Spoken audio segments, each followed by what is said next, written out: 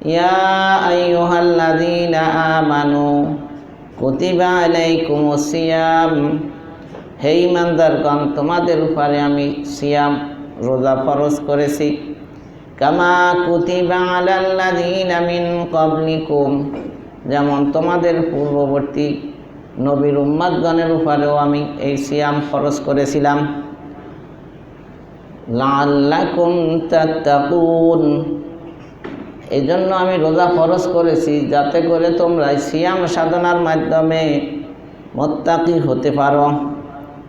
তা আল্লাহ বলেন, ইয়া আইয়ুহাল্লাযীনা আমানু কুতিবা আলাইকুমুস সিয়ামু কামা কুতিবা আলাল্লাযীনা মিন ক্বাবলিকুম লাআল্লাকুম তাত্তাকুন। আমাদের পূর্ববর্তী সকল রাসূল ও তাদের উম্মতের উপরেও রোজা ফরজ ছিল, এই কথাই আয়াতে প্রমাণ করলেন। উম্মতে মুহাম্মাদিয়াকে সান্ত্বনাও দিয়েছেন যে তোমরা রোজা রাখতে ভয় করো না, এটা অসম্ভব বা জটিল কঠিন কোনো বিধান নয়, এটা সহজ বিধান, এটা অতীতেও নবীর উম্মতেরা পালন করে আসছে, তোমরাও পারবা। রোজা কেন ফরজ করা হয়েছে সে কথাও বলা আছে আয়াতের শেষে, লাআল্লাকুম তাত্তাকুন, রোজার মাধ্যমে যাতে তোমরা তাকওয়া অর্জন করতে সক্ষম হও। তাকওয়াটা কি? তাকওয়া হলো খোদাভীতি, অন্তরে আল্লাহর ভয়। আল্লাহর ভয় কার অন্তরে আছে আর কার অন্তরে নাই? আল্লাহর ভয় যার অন্তরে আছে সে কখনো পাপের কাজ করে না, নেকির কাজ ছাড়ে না। আর যার অন্তরে আল্লাহর ভয় নাই সে পাপের কাজ করে, নেকির কাজ করে না, মানে আল্লাহর নাফরমানি করে, গুনাহের কাজ করে। আল্লাহর ভয় নাই, সেজন্যই সে ইসলামের বিধানগুলা কোরআন সুন্নাহ বর্জন করে, আল্লাহ এবং আল্লাহ রসুলের কথা অমান্য করে। আর আল্লাহর ভয় যাদের অন্তরে আছে তারা কোরআন হাদিসের কথা শোনে এবং মানে। আর যাদের অন্তরে ভয় নাই তারা শোনে কিন্তু মানে না। তো তাকওয়া এটা অন্তরে আল্লাহ তাআলার ভয় সবসময় জাগ্রত থাকে, যার সেই হলো মুত্তাকি। তো সিয়ামের মাধ্যমে আল্লাহর ভয় জাগ্রত করার একটা প্রশিক্ষণ 1 মাস যাবৎ দেওয়া হয়। তাহলে এই রমজান মাস এটা একটা প্রশিক্ষণের মাস।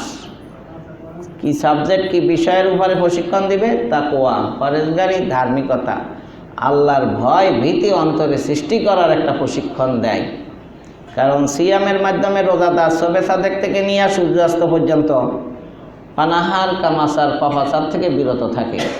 তার পেটে ক্ষুধা থাকার পরেও হালাল খাবার থাকলেও সে দিনের বেলায় আল্লাহর ভয় খায় না। হালাল স্ত্রী থাকলেও তার কাছে যায় না। কেন? রোজা রাখছে আল্লাহর বিধান, দিনের বেলায় এটা হালাল না। সাময়িকভাবে আল্লাহ হারাম করে দিয়েছেন, যেটা হালাল খাবার, হালাল উপার্জন, এটা দিয়েও সে দিনের বেলায় আহার করতে পারতেছে না। এই হালালটাও দিনের বেলায় রমজানের হারাম করে দিয়েছেন।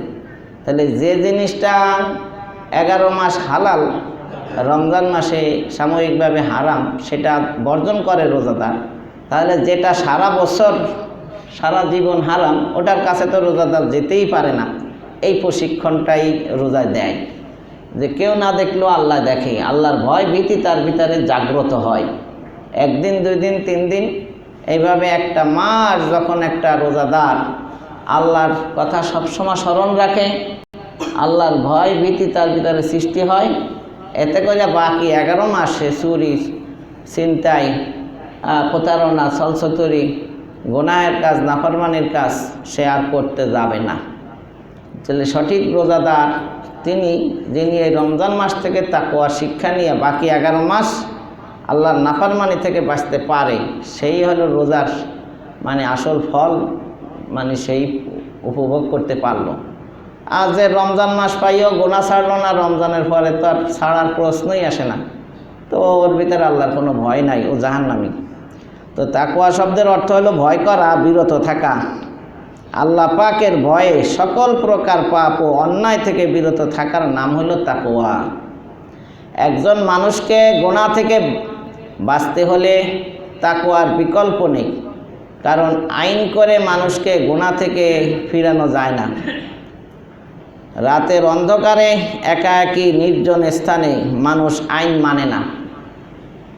তো কারো অন্তরে যদি তাকাব্বুর বা হিংসা থাকে তাকে কোনো আইনের আওতায় শাস্তি দেবেন কোনো ব্যবস্থা নাই।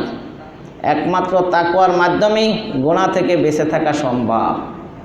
কারো অন্তরে যদি তাকওয়া থাকে তাহলে ও লোকটা নির্জনে একা একই রাতের অন্ধকারেও পাপের কাজ, অন্যায়ের কাজ, সমাজ বিরোধী, রাষ্ট্রবিরোধী কোনো কাজ করবে না। সে মানুষ হত্যা করবে না, সে মানুষের সাথে প্রতারণা করবে না, মানুষকে ঠকাবে না, ভাইয়ের হক, বোনের হক, কুকুর হক মারবে না, কারণ আল্লাহর ভয় তার ভিতরে আছে। এই জন্য প্রশাসন আইন কইরা দেশের ভিতরে শান্তি শৃঙ্খলা সৃষ্টি করতে চায়, কিন্তু এটা হয় না। ছোট একটা চোর, ছেঁচড়া চোর দইরা জেলে দিলেও বার হইলে বড় চোর হয়ে যায়। ছোট ডাকাতে জেলে দিলে জেল থেকে বার হইলে আবার বড় ডাকাত হয়ে যায়। তার মানে ও ইসলাহ হয় না, ফিসলা হয়ে যায়। আর কোরআন সুন্নাহ মেনে যারা তাকওয়া অর্জন করে ওরা ইসলাহ হয়, সংশোধন হয়। নবী মুহাম্মদ রাসূলুল্লাহ সাল্লাল্লাহু আলাইহি সাল্লামের সময় যারা বড় বড় সন্ত্রাসী ছিল, যারা খুনি ছিল, তারাও এক সময় এই তাকওয়াবান হইয়া তারা আদর্শবান সোনালী যুগের সোনালী মানুষ হিসাবে আল্লাহ তাদের উপরে সন্তুষ্ট, আল্লাহ তাদের উপরে সন্তুষ্ট হইয়া তাদের সকলের জন্য আল্লাহ জান্নাতের ব্যবস্থা করছেন, বলেন সুবহানাল্লাহ। তাহলে তাকওয়াবান লোকের খুবই প্রয়োজন। দেশের ভিতরে, সমাজের ভিতরে, পরিবারের ভিতরে শান্তি আনয়নের জন্য তাকওয়ার বিকল্প নাই। তাহলে আমাদের আসল কাজ হলো প্রতিটা ছেলে মেয়ে, স্ত্রী বা নিজের ভিতরে তাকওয়া অর্জন করা। এই গুণ হলো সবচেয়ে বড় গুণ। তাকওয়াবান ব্যক্তি প্রতি কদমে চিন্তা করে আমার আল্লাহ আমাকে প্রত্যক্ষ করছেন, আমি যেখানেই আছি, যে অবস্থায় আছি, আমি যে কাজ করছি, আল্লাহ আমাদের দিকে তাকিয়ে আছেন, আল্লাহ আমাকে দেখছেন। কিয়ামতের দিন তার সামনে আমার প্রতিটি কাজের হিসাব দিতে হবে। কারো মাঝে যখন এই অবস্থা সৃষ্টি হয় তখন সে আর কোনো গুনাহ করতে পারে না, নির্জন মরুভূমিতে গিয়েও কোনো গুনাহ করতে সাহস পায় না। একেই তাকওয়া বলে। তাহলে তাকওয়াবান ব্যক্তি সবসময় আল্লাহকে হাজের নাজের মনে করে। আজকে মানুষ অপরাধ করে কেন? ওই যে একটা বাচ্চা দেখলেও কিন্তু মানুষ অপরাধ করতে চায় না, মনে করে এই বাচ্চাটা আবার বলে দিবে, আমার সমস্যা হবে।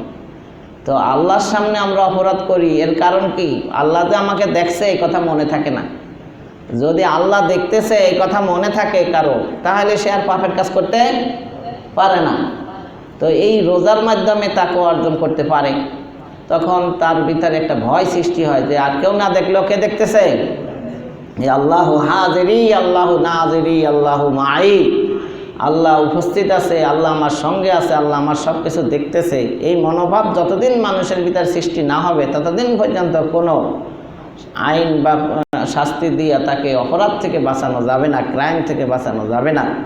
এই জন্য নবী মুহাম্মদ রাসূলুল্লাহ সাল্লাল্লাহু আলাইহি সাল্লাম মানুষের অন্তরের ভিতরে এই তাকওয়া সৃষ্টি করার জন্য যত বিধিবিধান আল্লাহ ফরজ করছেন, এর মূল উদ্দেশ্য মানুষের অন্তরের রোগ নিরাময় করা।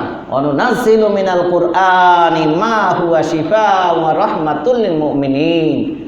মানুষের অন্তরাত্মার ভিতরে যে দোষ ত্রুটি আছে, হিংসা, বিদ্বেষ, পরশ্রীকাতরতা, লোভ, লালসা, অহংকার, গর্ব, মানুষ ঠকানো, প্রবণতা, এসবগুলা থেকে বাঁচায়। মানুষের অন্তর যখন পুত পবিত্র হয়ে যায়, ইউজাক্কিহিম, নবীর কাজ চারটা, তার ভিতরে কোরআন তেলাওয়াত করা, কোরআনের শিক্ষা দেওয়া, মানুষকে সুন্নাহর উপরে আমল করার প্রতি উদ্বুদ্ধকরণ করা এবং মানুষের অন্তরাত্মাকে পুত পবিত্র করা। এই অন্তরাত্মা পুত পবিত্র হয়ে গেলে মানুষের ভিতরে তাকওয়া আসে, মানুষটা ধার্মিক হয়ে যায়, মানুষের ভিতরে আর ইসলামী কিছু থাকে না। তাহলে সকল প্রকার গুনাহের কাজ থেকে বিরত থাকার নামই হলো তাকওয়া। জীবনের সর্বক্ষেত্রে আল্লাহ পাকের হুকুম ও রাসূল সাল্লাল্লাহু আলাইহি সাল্লামের সুন্নাতের অনুকরণকে তাকওয়া বলে। তাকওয়া ব্যতীত কেউ আল্লাহর ওলি হতে পারে না।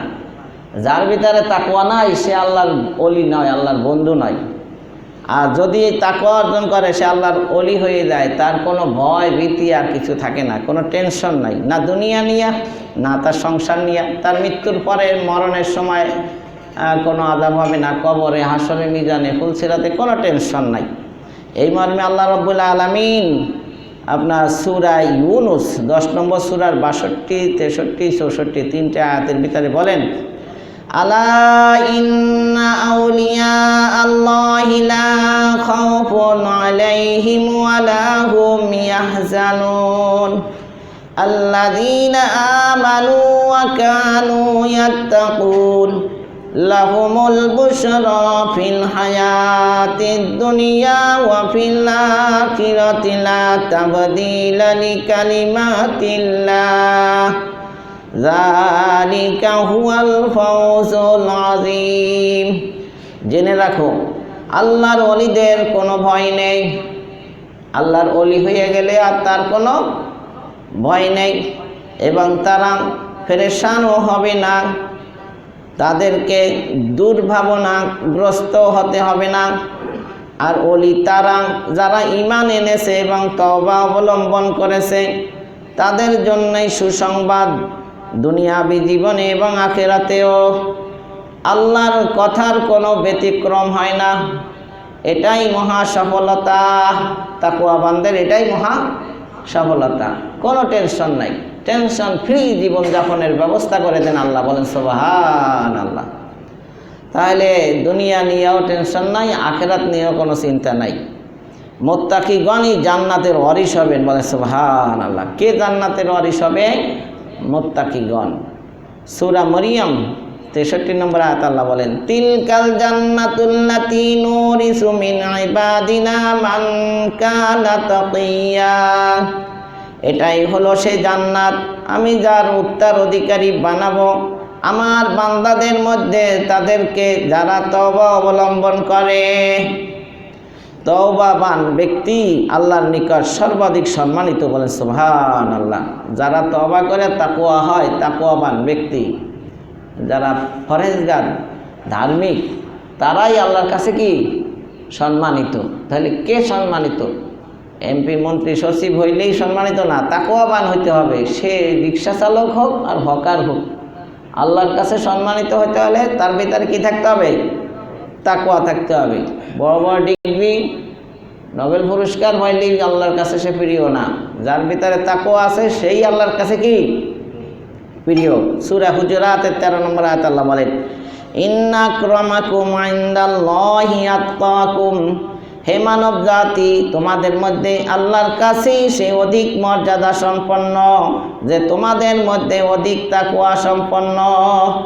যে বেশি তাকওয়াবান সেই আল্লাহর কাছে বেশি প্রিয়। তো কে বেশি সম্মানিত, আলেম নাকি মন্ত্রীগণ? আজকাল তো আমরা ডাক্তার ইঞ্জিনিয়ারকে সবচেয়ে সম্মানিত মনে করি, আবার কেউ এমপি মন্ত্রীকে সবচেয়ে মর্যাদাবান ধারণা করি। কিন্তু না, আল্লাহ বলছেন ডাক্তার দামি না, ইঞ্জিনিয়ার দামি না, এমপি মিনিস্টার দামি না, অফিসার দামি না, বরং যে তাকওয়াবান সেই আল্লাহর কাছে দামি, আল্লাহর কাছে 1000 কোটি গুণ বেশি দামি। বল সুবহানাল্লাহ। তাহলে আল্লাহর কাছে একজন এমপি মিনিস্টারের কি মূল্য আছে? অথচ একজন মাদ্রাসার তালিবুল ইলম যখন রাস্তা দিয়া হেঁটে যায় তখন হাদিসে আসছে ফেরেশতাগণ তার পায়ের নিচে নূরের পেগম মানে পাখা বিছিয়ে দেন। মৃত্যুর সময় ডাক্তার ইঞ্জিনিয়ারের কি অবস্থা হবে? অথচ কোরআনের হাফেজ আলেম ও তাকওয়াবান ব্যক্তিকে বরণ করে নেওয়ার জন্য আসমান থেকে 500 রহমতের ফেরেশতা অবতরণ করবেন, তাকে সুসংবাদ দিয়ে জান্নাতের দিকে নিয়ে যাবেন। বলে সুবহানাল্লাহ। তাহলে তাকওয়াবান ব্যক্তির রুহু কবজ করার সময় আল্লাহর পক্ষ থেকে একজন নয়, দুইজন নয়, 500 রহমতের ফেরেশতা এসে তার রুহুটা নিয়ে ইল্লিনে পৌঁছাইয়া দেয়। বলে সুবহানাল্লাহ। তাহলে আমরা তাকওয়াবান হতে হবে। যে যে পেশায় থাকি, যে অবস্থায় থাকি, তাকওয়াবান হতে হবে। আল্লাহর ভয় ভীতি অন্তরে সৃষ্টি করতে হবে। সর্বাধিক সম্মানিত ব্যক্তির পরিচয় হযরত আবু হুরায়রা রাদিয়াল্লাহু তাআলা আনহু থেকে বর্ণিত, রাসূলুল্লাহ সাল্লাল্লাহু আলাইহি সাল্লামকে জিজ্ঞেস করা হলো, ইয়া রাসূলুল্লাহ, ইয়া হাবিবাল্লাহ, মান আকরামুন নাস? মানুষের মধ্যে সর্বাধিক সম্মানিত ব্যক্তি কে?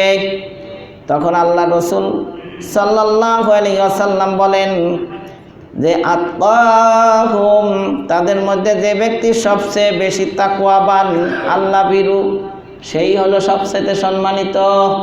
বুখারী শরীফের 3353 নম্বর হাদিস, মুসলিম শরীফের 2378 নম্বর হাদিস, আবু দাউদ শরীফের 4872 নম্বর হাদিস, মুসনাদে আহমদের 7444 নম্বর হাদিস, মুয়াত্তা মালিকের 1864 নম্বর হাদিস। তাহলে বুখারী, মুসলিম, আবু দাউদ, মুসনাদে আহমদ, মুয়াত্তা মালিকের হাদিস কি যে মান আকরামুন নাস, মানুষের মধ্যে সর্বাধিক সম্মানিত ব্যক্তি কে? এই প্রশ্নের উত্তরে আল্লাহ নবী বিশ্বনবী রহমতুল্লাহ আলাইহি বলেন যে আতকাহুম, মানুষের ভিতরে যে বেশি মুত্তাকি, ফরেজগার, ধার্মিক, সেই আল্লাহর কাছে সবচেয়ে কি সম্মানিত। যথাযথভাবে আল্লাহকে ভয় করার নির্দেশ দেওয়া আছে। আল্লাহ তাআলার ভয় অন্তরে রাখার জন্য আল্লাহর নির্দেশ। সূরা আল ইমরান 102 নম্বর আয়াত আল্লাহ বলেন, ইয়া আইয়ুহাল্লাযীনা আমানু তাকুল্লাহা হাক্কা তুকাতিহি ওয়া লা তামুতুন্না ইল্লা ওয়া আনতুম মুসলিমুন। হে মুমিনগণ, তোমরা যথাযথভাবে আল্লাহকে ভয় করো আর তোমরা মুসলমান হওয়া ছাড়া মৃত্যুবরণ করো না। সূরা আল ইমরানের 102 নম্বর আয়াতে আল্লাহ বলেন যে মুসলমান না হয়ে মরো না। মুসলমান হওয়া মানে আল্লাহর বিধিবিধান পরিপূর্ণভাবে মেনে চলা। আর ঈমান আনলে তো আনলেন, বিশ্বাস করলেন, তাহলে ঈমান আনলে হয় মুমিন, আর ইসলাম পালন করলে হয় মুসলিম। আল্লাহকে বিশ্বাস করো, পরকাল বিশ্বাস করো, আখিরাত বিশ্বাস করো, ঠিক আছে, তুমি মুমিন হইছো, কিন্তু কোরআন সুন্নাহ মতে জীবনযাপন না করা পর্যন্ত তুমি মরো না। তার মানে ঈমান আনলে শুধু হবে না, মুমিন হইয়া আবার মুসলমান হইতে হবে। মুসলমান মানে ইসলাম পরিপূর্ণ পালন করতে হবে। ঈমান আনলে মুমিন হয়, আর ইসলাম পালন করলে কি হয়? মুসলিম হয়। আল্লাহকে ভয় করো, ভয় করার মতো। মুফাসসিরগণ বলেন, গুনাহ করার প্রবল ইচ্ছা ও সুযোগ থাকা সত্ত্বেও গুনাহ থেকে বেঁচে থাকার নাম তাকওয়া। গুনাহ করার সুযোগ আছে, গুনাহ করে না, সে ব্যক্তিকে বলা হয় মুত্তাকি। এজন্য ফেরেশতারা মুত্তাকি না, কারণ ওদের গুনাহ করার কোনো সুযোগই নেই। এই জন্য ওরা নিষ্পাপ, বাট তারা কি না মুত্তাকি না। এই জন্য মুত্তাকিদের জন্য জান্নাত, ফেরেশতাদের জন্য জান্নাত না। ওরা ওয়ার্কার, ওরা জান্নাতের সেবক, খাদেম, মনে করেন সার্ভিস দিবে, কিন্তু ওরা জান্নাতি না। জান্নাতি হবে একমাত্র কি মানুষ আর জিন। ফেরেশতারা মুত্তাকি না। অন্ধ ব্যক্তি যদি বলে আমি কোনো মেয়ে দেখি না, এর জন্য কোনো মানে ফাউকিয়াত বা গর্ব বা বিশেষত্ব নাই। কেন? ও তো চোখেই দেখে না, ও মাইয়া দেখলে বা কি না দেখলে বা কি, ও তো কিছুই দেখে না। তাহলে অন্ধ যেমন বলে যে আমি পর্দা করি, এর মধ্যে কোনো সওয়াবও নাই, গুনাহও নাই, ঠিক ফেরেশতারা যদি রোজা রাখে এর মধ্যে সওয়াবও নাই, গুনাহও নাই, কারণ ফেরেশতারা খায়ও না, পানও করে না, তো কিসের রোজা? আবার মানুষের পেটে ক্ষুধা আছে, আল্লাহর ভয়ে রোজা রাখছে, বাস ওর জন্য সওয়াব হবে। আর ফেরেশতার ক্ষুধা নাই, রোজা রাখলে কোনো সওয়াব নাই।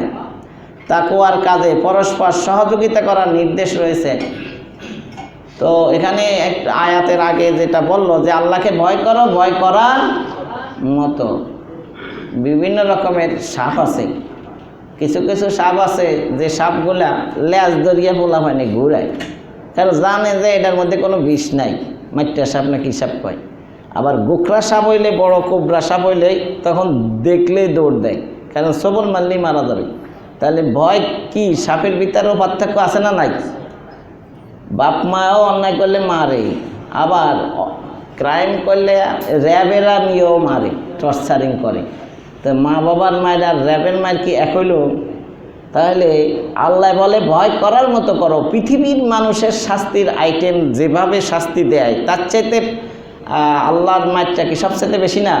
তাহলে যেরকম মাইটা সাপের ভয় করার চাইতে গোকরা সাপের ভয় বেশি করে সাধারণ লোকের মা বাবার মায়ের চাইতে র্যাব বাহিনী বা অন্য আরও পুলিশ বা আর্মি বাহিনীর মায়ের যেমন বেশি ভয় করে, ঠিক এরকম পৃথিবীর সমস্ত শাস্তি চাইতে সবচাইতে বেশি ভয় করতে হবে কাকে?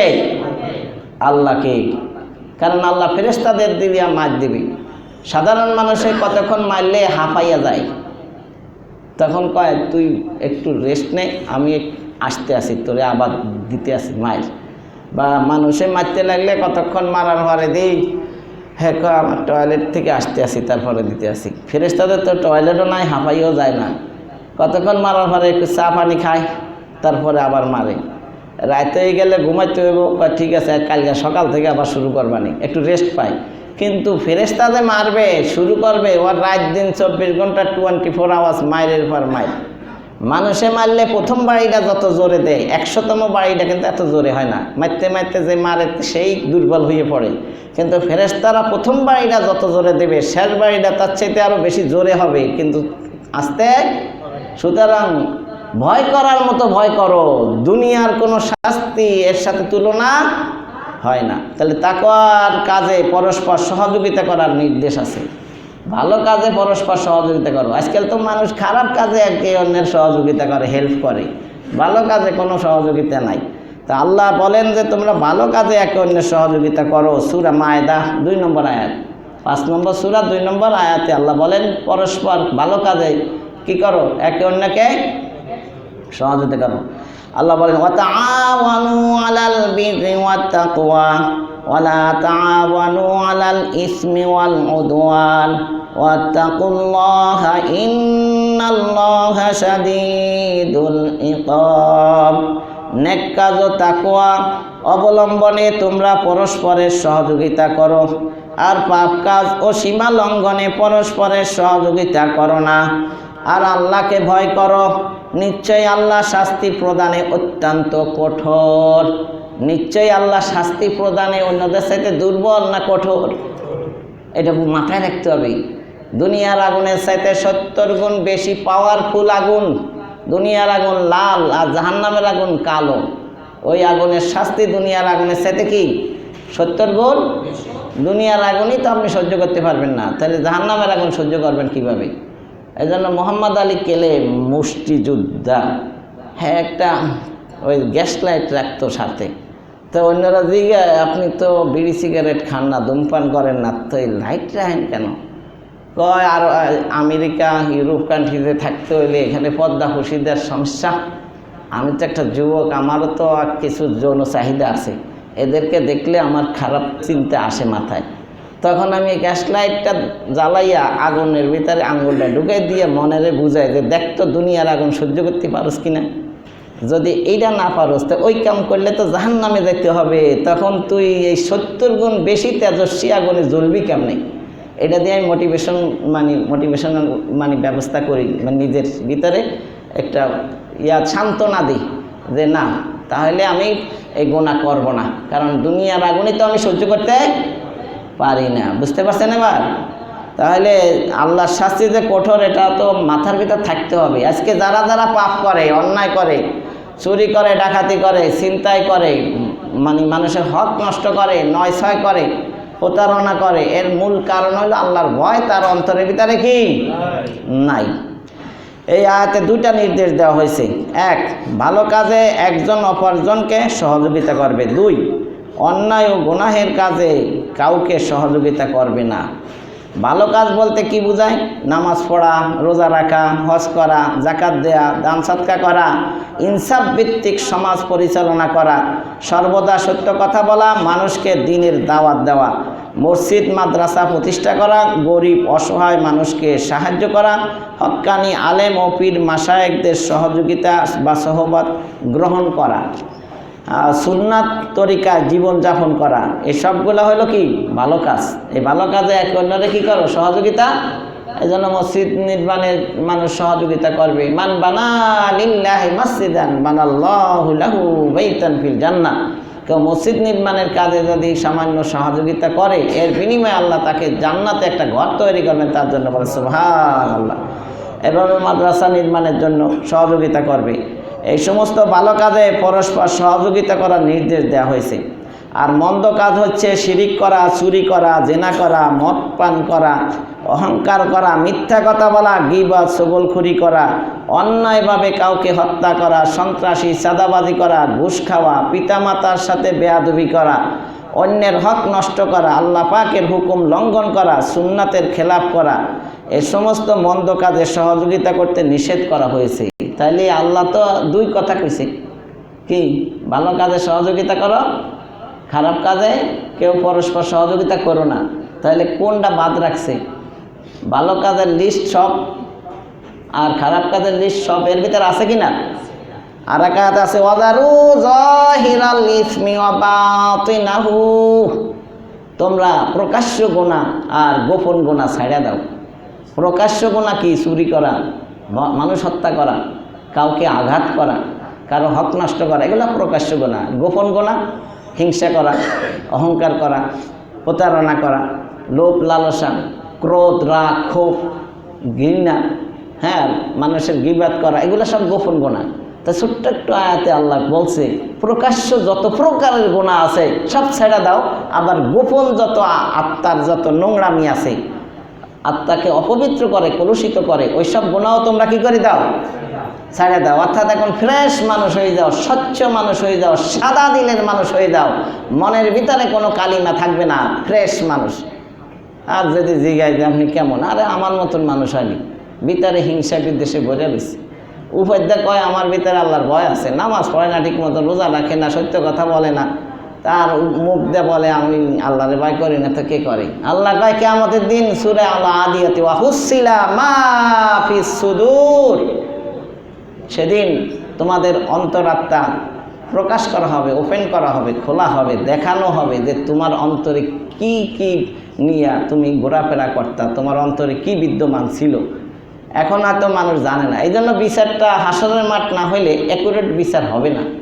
কারণ ইন্নামাল আমালু বিন্নিয়াত, নিয়াতের খবর আল্লাহ ছাড়া আর কেউ, মনের খবর আল্লাহ ছাড়া কেউ, সঠিক বিচার পৃথিবীতে হবে না। দলীয়করণের কারণে, ঘুষ সুদের কারণে, হ্যালো টেলিফোনের কারণে, আত্মীয়তার কারণে, বিভিন্ন কারণে বিচার সূক্ষ্ম হয় না। কোর্ট কাছারিতে সূক্ষ্ম বিচার করতে চাইলেও করতে, বিচারক চেষ্টা করলে কামাবে কি? উপর থেকে টেলিফোন আসে, এই আমার দলের লোক ছাইড়া দাও, কি করবে বেড়ায়? চাকরি তো করে, গরিবের ফলা মেধাবী, বিসিএসে টেকছে, আস্তে আস্তে বিচারক হয়ে গেছে পদোন্নতি হইয়া, কিন্তু ঠেলা তো সহ্য করতে পারে না, বোঝেন নাই? তাহলে সঠিক বিচার করতে পারলো?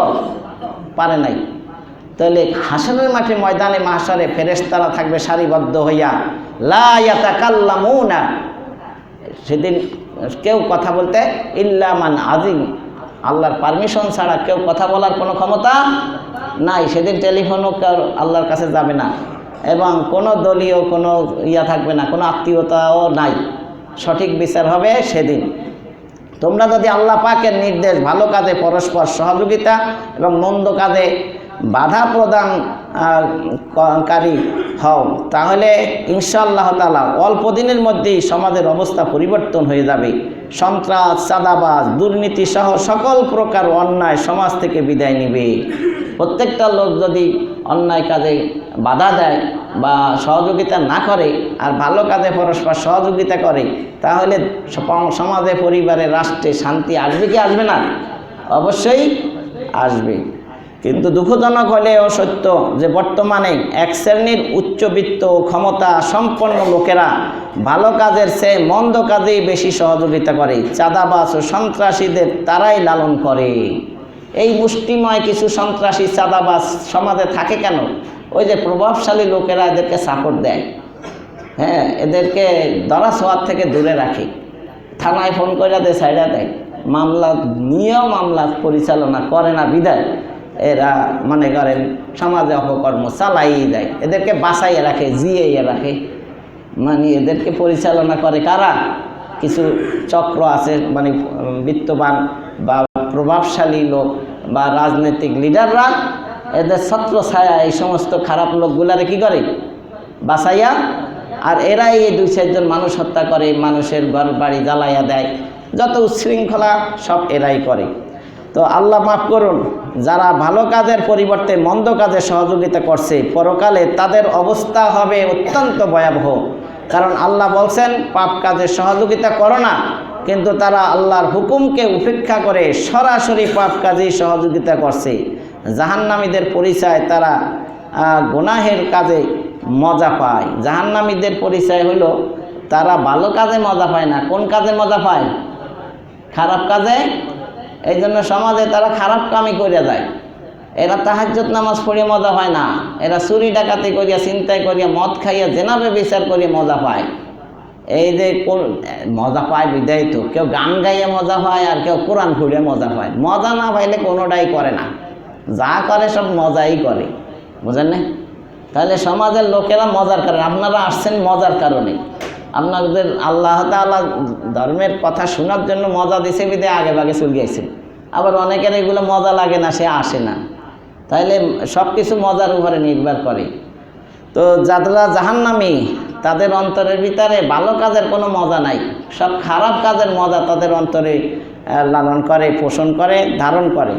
অনেকের অন্তর এরূপ নষ্ট হয়ে গিয়েছে যে নেক আমল করতে কষ্ট লাগে, ওয়াজ নসিহত শুনতে কষ্ট লাগে, পর্দায় চলতে কষ্ট লাগে, জিকির করতে কষ্ট লাগে, কোরআন তেলাওয়াত করতে কষ্ট লাগে, দান সদকা করতে কষ্ট লাগে, দাড়ি রাখতেও কষ্ট লাগে।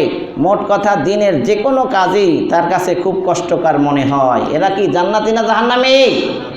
যারা এই ভালো কাজে কষ্ট লাগে এরা জাহান্নামী। পক্ষান্তরে গুনাহের কাজ করতে খুব মজা লাগে, গান শুনতে মজা লাগে, যাত্রা সিনেমা দেখতে মজা লাগে, দাঁড়িয়ে পেশাব করতে মজা লাগে, মেয়েদের সাথে গল্প করতে মজা লাগে, ফেসবুক চালাইতে মজা লাগে, ইন্টারনেটে অশ্লীল ছবি দেখতে মজা লাগে, সুদ ঘুষ খেতে মজা লাগে, বিড়ি সিগারেট ও মাদক সেবন করতে মজা লাগে, জেনা করতে মজা লাগে, মিথ্যা বলতে মজা লাগে, দাড়ি কামাইতে মজা লাগে, খারাপ বন্ধুদের সাথে আড্ডা দিতে মজা লাগে, বেহুদা সময় নষ্ট করে ক্রিকেট ও ফুটবল খেলা দেখতে মজা লাগে। এইসব অপরাধের সাথে যারা জড়িত, যাদের ভালো লাগে, যদি কারো অবস্থা এমন হয়ে যায় তাহলে মনে করতে হবে সে তার আপনার কপাল পুড়েছে, তার ধ্বংস অনিবার্য, তার জন্য জাহান্নাম প্রস্তুত করা হয়েছে। কারণ হাদিসে আছে, যাদের জন্য জাহান্নাম প্রস্তুত করা হয়েছে ও হতভাগা, তাদের জন্য গুনাহের কাজ করা সহজ এবং গুনাহের কাজেই তারা মজা পায়। বলে নাউজুবিল্লাহ। গুনাহের কাজ করা তাদের জন্য কঠিন না সহজ? আর যারা জান্নাতি তারা গুনার কাজ করতে পারবে না। জেনা ব্যভিচারের সুযোগ পাইলেও তারা জেনা ব্যভিচার করতে সাহস পাবে না। আর যারা জাহান্নামী, ওর কাছে কোনো ব্যাপারই না। ইফটিজিং করা, ধর্ষণ করা, জেনা করা, মানুষ হত্যা করা ওর কাছে কোনো নাথিং সাবজেক্ট, কোনো ব্যাপারই না। কারণ ওর কাছে এটা সহজ। তো কার জন্য ভালো কাজ করা সহজ? জান্নাতি লোকদের জন্য। কার জন্য খারাপ কাজ করা সহজ? জাহান্নামীদের জন্য। আল্লাহর হাবিব সাল্লাল্লাহু আলাইহি সাল্লাম হাদিসে বলেন, বুখারী শরীফের 1362 নম্বর হাদিস, মুসলিম শরীফের 2647 নম্বর হাদিস, তিরমিজি শরীফের 2136 নম্বর হাদিস, ইবনে মাজার 78 নম্বর হাদিসে আল্লাহ রাসূল বলেন, আম্মা আহলু সাআদাতি ফায়ুয়াসসারুনা লিআমালি সাআদাহ ওয়া আম্মা আহলু শাকাওয়াতি ফায়ুয়াসসারুনা লিআমালি শাকাওয়াহ। যারা সৌভাগ্যবান জান্নাতি, তাদের জন্য সৌভাগ্যের আমল, নেক আমল সহজ করে দেয়া হয়। আর যারা দুর্ভাগা জাহান্নামী, তাদের জন্য দুর্ভাগ্যের আমল, গুনাহের কাজ সহজ করে দেয়া হয়। তাহলে কে জান্নাতি আর কে জাহান্নামী বুঝতে পারবেন আপনি। আপনার নিয়ে এবার বোঝেন। এই যে রোজার মাস গেল, ভালো কাজ করতে আপনার ভালো লাগছে না খারাপ কাজ করতে ভালো লাগছে? যদি ভালো কাজ করতে ভালো লাগে আর ভালো কাজ করে থাকেন, ধরে রাখেন আল্লাহ আপনার জান্নাতের জন্য বানাইছে, আপনি জান্নাতি। আর যদি খারাপ কাজ করতে ভালো লাগে আর এই রমজান মাস পাইয়াও আপনি খারাপ কাজের সাথে যুক্ত ছিলেন, ধরে রাখেন আপনি জাহান্নামী। তাহলে কে জান্নাতে যাচ্ছে আর কে জাহান্নামে যাচ্ছে বলা যায় না, কিন্তু আইডিয়া করা যায় এই হাদিস দিয়া।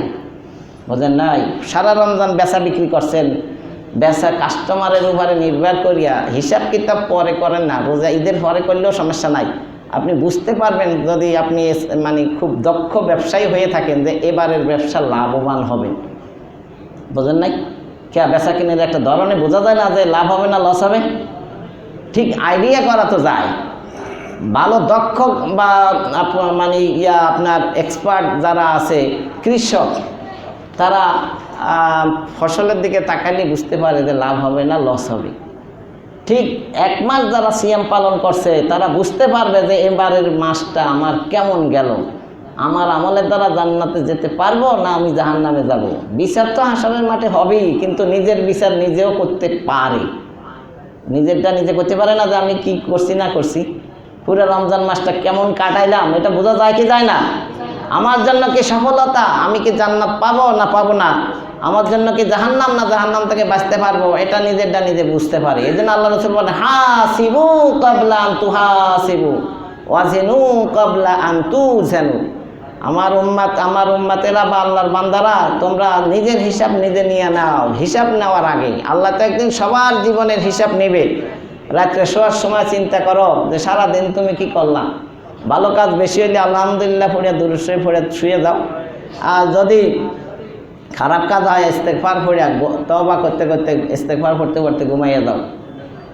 তো এটা তো হাদিসে বলছে, কোরআনে কি বলছে? কোরআনে ওই একই কথাই বলছে, সূরা লাইলের 10 নম্বর আয়াত, ফাসানু ইয়াসিরুহু লিল উসরা, আমি তাকে সহজে পৌঁছে দিব অকল্যাণের পথে। যারা জাহান্নামী তাদেরকে অকল্যাণের পথে সহজে পৌঁছাই দিব। তার মানে খারাপ কাজ করা তাদের জন্য সহজ হয়ে যায়। এটা হাদিসেও বলে, কোরআনেও কি একই কথা বলে। আসলে হাদিস তো কোরআনেরই ব্যাখ্যা। কোরআনে কি আলাদা কিছু বলবে, না ওইটাই বলবে যেটা কোরআনে আছে। তাকওয়া অবলম্বনকারীদের সাথেই আল্লাহ আছেন, বলে সুবহানাল্লাহ। যারা তাকওয়া অবলম্বন করবে, ধার্মিক, মুত্তাকি, ফরহেজগার, এদের সাথে আল্লাহ আছেন। আর আল্লাহ থাকলে তার কোনো টেনশন আছে? আল্লাহরে নিয়ে চলা, কুন মা আল্লাহ, আল্লাহর সাথে থাকো। আল্লাহর সাথে থাকতে হলে গুনাহ বর্জন করতে হবে, আল্লাহর হুকুম আহকাম পালন করতে হবে। এই মর্মে সূরা নাহল এর 128 নম্বর আয়াত আল্লাহ বলেন, ইন্নাল্লাহা মাআল্লাযীনা তাকাউ ওয়াল্লাযীনা হুম মুহসিনুন, নিশ্চয়ই আল্লাহ তাদের সাথে আছেন যারা তাকওয়া অবলম্বন করে এবং যারা সৎকর্মশীল, এদের সাথে আল্লাহ আছেন। তো আজকের আলোচনা হলো তাকওয়ার গুরুত্ব। তাকওয়া দরকার আছে না নাই? কি ব্যক্তি জীবন, পারিবারিক জীবন, সামাজিক জীবন, রাষ্ট্রীয় জীবন এবং আন্তর্জাতিক জীবনে তাকওয়াওয়ালা লোকের দরকার আছে না নাই? আজকে ভালো লোকের অভাবের কারণে দেশে অশান্তি, যত বাটপার সিটার এগুলোর ভিতরে তাকওয়া নাই বিদায় তাদের কারণে আমরা কষ্ট পাই। সবাই যদি ভালো হয়ে যায় দেশে শান্তি আসবে কি আসবে না? তো একটা বিষয়। আর একটা বিষয় হলো তাকওয়া অবলম্বন করলে কিছু পুরস্কার আল্লাহ দিবেন। প্রায় তাকওয়া অবলম্বন করলে 10টা পুরস্কার